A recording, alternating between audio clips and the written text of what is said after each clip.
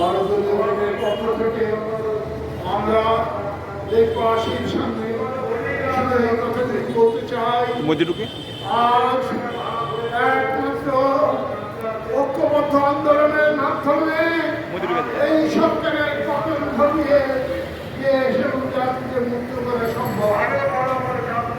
আমার অতি সম্প্রতি বিভিন্ন ঘটনা ঘটে গেছে।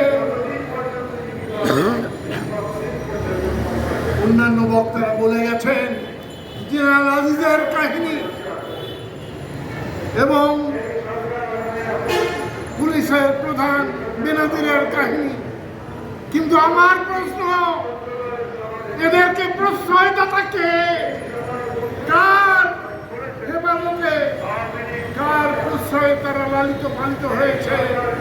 আজকে তাদের বিচার করতে হবে এবং তাদের বিরুদ্ধে আন্দোলন গড়ে তোলার জন্য আমরা সারা বাংলাদেশে ঐক্যবদ্ধ হয়ে সমস্ত মানুষ আজ মাঠে নামতে হবে।